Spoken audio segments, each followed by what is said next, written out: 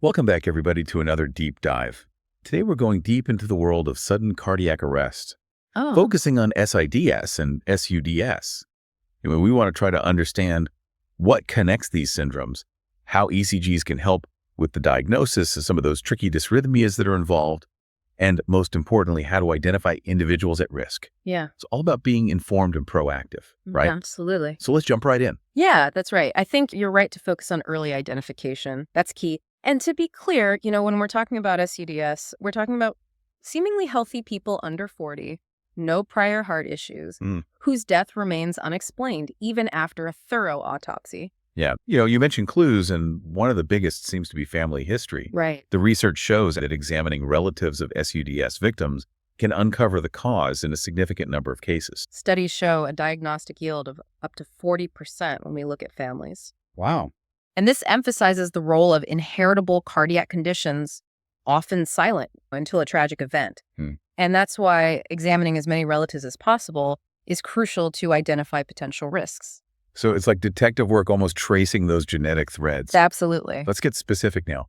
What are some of these inherited cardiac conditions that we need to be aware of? So there are several that can lead to both SIDS and SUDS. One you've likely heard of is long QT syndrome, or LQTS. It affects the heart's electrical system and can cause rapid chaotic heartbeats.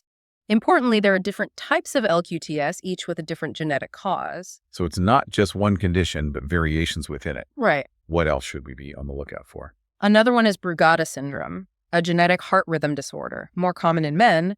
Interestingly, it can be triggered by something as common as a fever. Really? Yeah. Something so benign having such serious consequences. Right. What conditions are we looking at? We also have catecholaminergic polymorphic ventricular tachycardia, or CPVT, which causes abnormal heart rhythms during physical activity or emotional stress.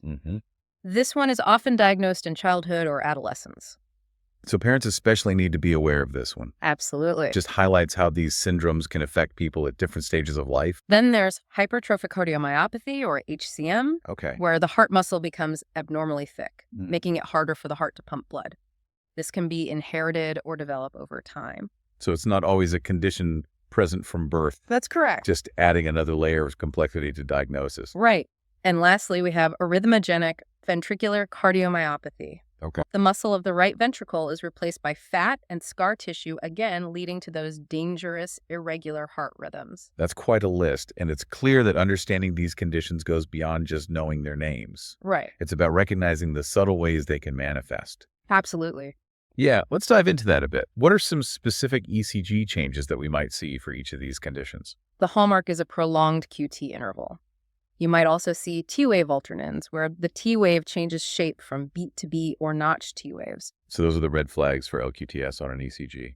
With Brugada syndrome, we'd look for ST segment elevation in leads V1 to V3. Specifically what's called a COVID type or saddleback type ST segment elevation.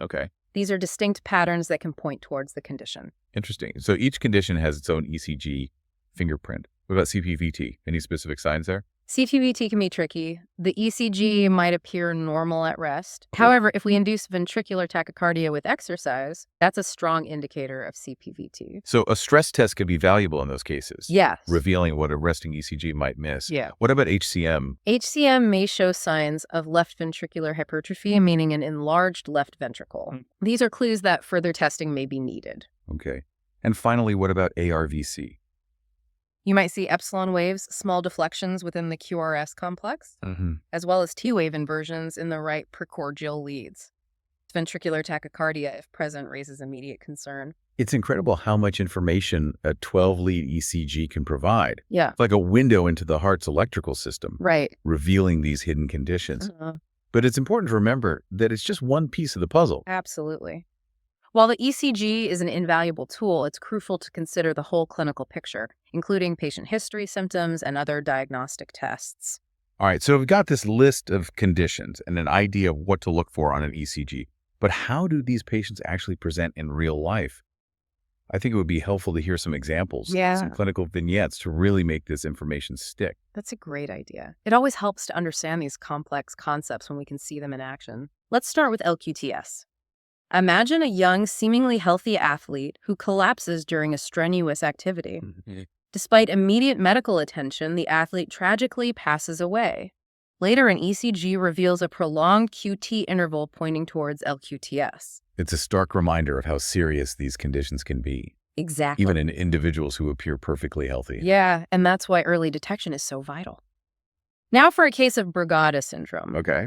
Let's picture a middle-aged man who experiences sudden cardiac arrest while sleeping. His ECG shows the characteristic ST segment elevation we talked about, highly suggestive of Brugada syndrome. So even during sleep, when the heart rate is typically lower, Yeah, Brugada syndrome can strike. that's right. That's a sobering thought. Let's imagine a teenager who suddenly faints during gym class after a burst of activity. Okay. Initially, it might be dismissed as dehydration or exertion, but further investigation reveals a normal resting ECG, but ventricular tachycardia during an exercise stress test.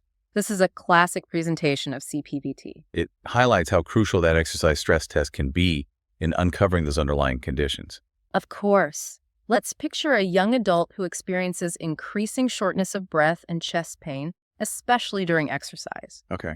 These symptoms gradually worsen, impacting their daily life. An echocardiogram reveals a thickened heart muscle, the hallmark of HCM. It's interesting how those symptoms could be attributed to other less serious conditions, making it even more important to pay close attention to any unusual changes, Right. especially during physical activity. Yeah. And finally, what about a vignette for ARVC? Let's say an individual starts experiencing palpitations and dizziness. Okay. They might initially dismiss it as stress, Yeah. but it becomes more frequent and bothersome. An ECG shows T-wave inversions, prompting further investigation, and additional tests confirm ARVC. These vignettes really bring home the point that these conditions can affect anyone at any age, and often with subtle initial symptoms. It underscores the need for that early identification we talked about. Oh. But the question is, how do we identify at-risk individuals before a tragic event occurs? That's the key question. Yeah. Knowing if there's a history of sudden cardiac death, especially at a young age, should prompt a discussion with a doctor. So family history is the first line of investigation. Yeah. What other tools do we have to help identify those at risk? Routine ECG screening is another powerful tool, particularly for individuals with a family history of sudden cardiac death. It can pick up on those subtle ECG changes even before any symptoms appear. So it's like a preemptive strike against these hidden conditions.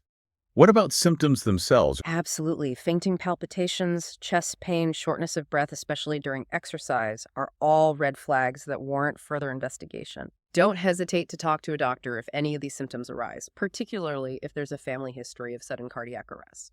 So it's about paying attention to your body and not dismissing those seemingly minor symptoms, especially in the context of family history.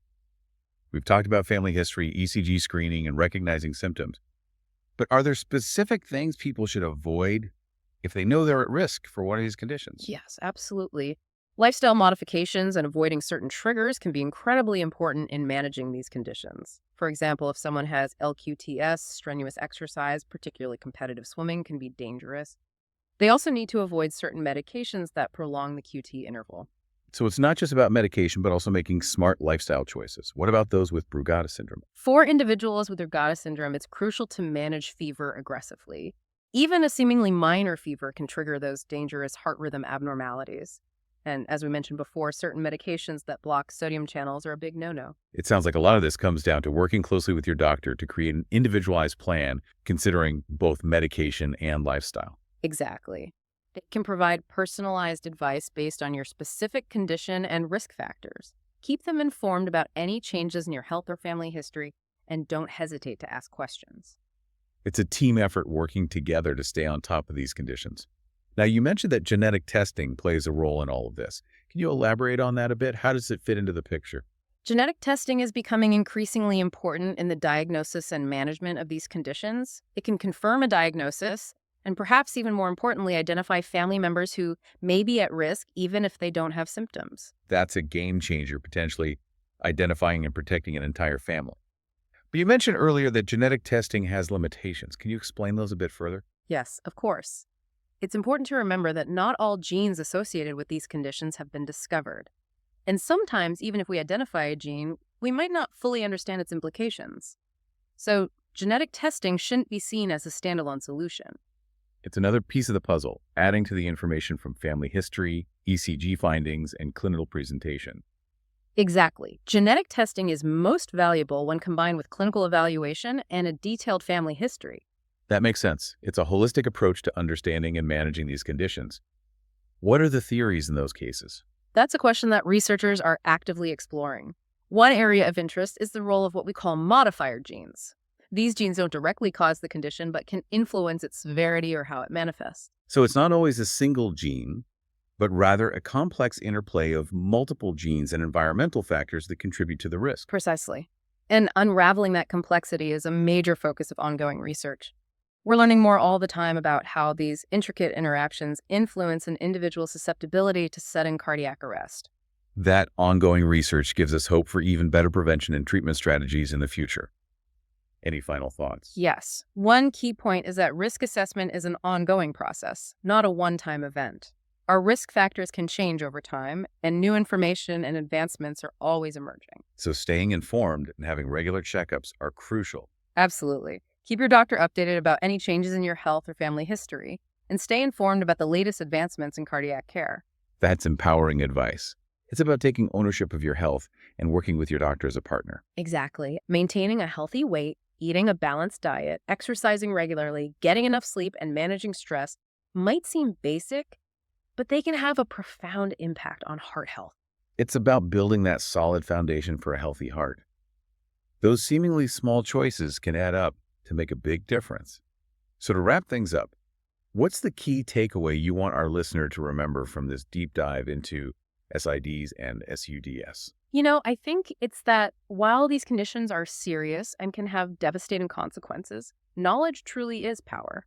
By understanding these syndromes, being aware of your family history, and taking proactive steps, you can significantly reduce your risk. It's a message of hope and empowerment. Absolutely. Not powerless in the face of these conditions. Right. There are things we can do to protect ourselves and our loved ones. Absolutely. If you have any concerns or questions, don't hesitate to talk to your doctor. They can help you assess your risk and develop a personalized plan. It's a team effort working together with your healthcare provider to stay ahead of those potential problems. So to our listener out there, remember, you're not alone in this. Arm yourself with knowledge, stay proactive, and keep that heart healthy. Until next time, happy diving